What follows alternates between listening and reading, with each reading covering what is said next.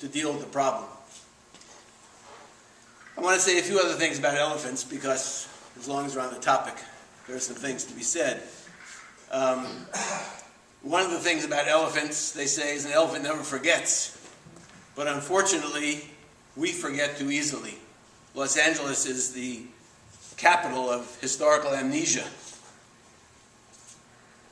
Things are obliterated very quickly.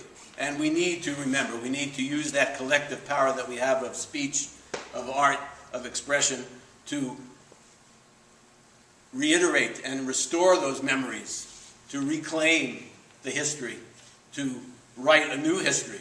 And if we don't like the history that we have the power to make a different history by understanding what has happened and what can happen or what could have happened.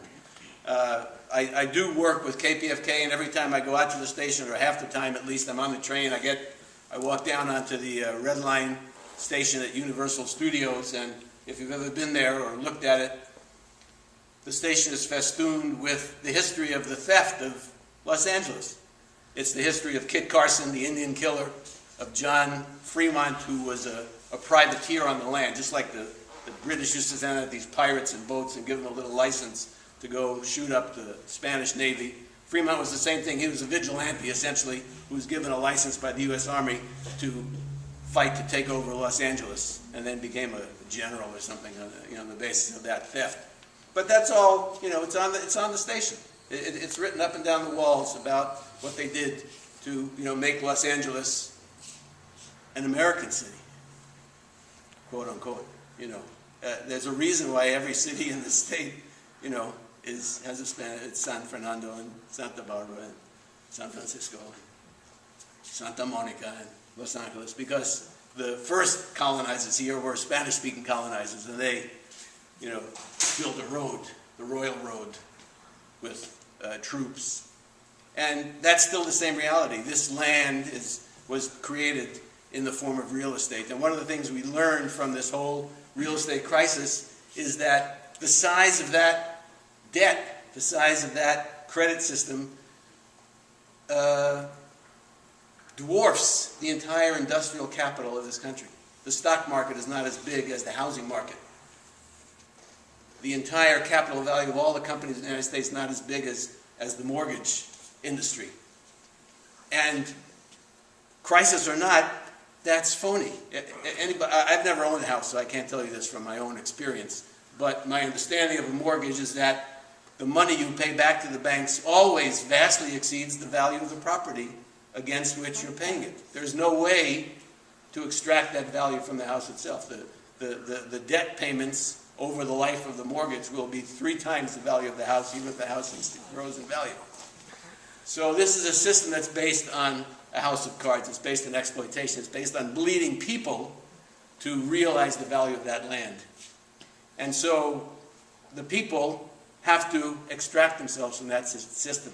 And what we're hoping to do this weekend is to bring people together to talk about the relationship of people to the land and the relationship of people on the land to each other.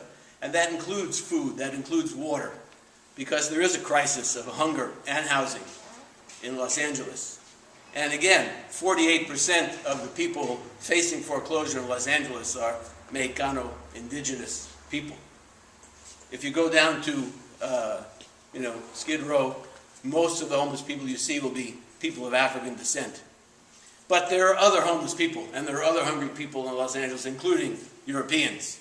There are many unemployed people in Los Angeles, including Europeans, but people have this magical sense about their white skin, privilege.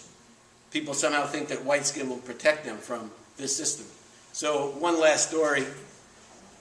I don't know if it's about it. I guess it's about elephants. It's the story of Hannibal. Hannibal was an African facing attack by the Roman Empire. And Hannibal was a great general, and so he decided the best defense against the attack by the Roman Empire was to counterattack. Hannibal took his elephants to attack Rome. And in order to do that, Hannibal and the elephants crossed the Alps. He took the elephants of Africa around the back of the Roman Empire.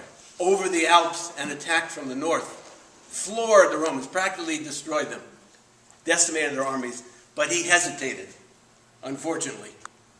And he who hesitates is lost. The Romans were able to reorganize their forces, counterattack, and drive them back out. And then the calling card of the Roman Empire became Carthage must be destroyed. And the Romans understood that they were in a battle to the death, and that the audacity and the capacity of the Africans threatened their empire. And so they did. They waged a war of destruction against Carthage, which is roughly Tunisia or Libya today. I don't know the exact geographical location of where it was at the time, but the North African coast. And there was a political party in the Roman Senate whose slogan was, Carthage must be destroyed. And they did. They destroyed the city and ground it into the dirt and dust. And so what we need to understand is that this is a life or death struggle. That the empire is prepared to do that to anyone that stands up. If you're a nailhead, what do? They hit you on the head until you're down flat. So we need to take that struggle up with the same sense. And the fact that we have not, because historically people always see struggle about land or rent or homes as a struggle for reform, a struggle to change the regulations, a struggle to get a better landlord. This is not that kind of struggle because they're not in it on that basis. They understand that all their lifeblood is sucked out of the people that they exploit. All their power, all their wealth. I mean, look at the towers of City Hall, and they're building these things every day. You go down there, you turn around, where did that hotel come from? But we built the city, as they say, and they understand that. They understand that their power and their wealth comes from the earth, comes from nature, comes from the people whose sweat and blood builds those towers, and that they depend on us. So in a life or death struggle, we have the advantage because they need us. They cannot survive. The exploiter cannot survive without the people that they oppress and exploit. On the other hand, the exploited have no need for the exploiter whatsoever.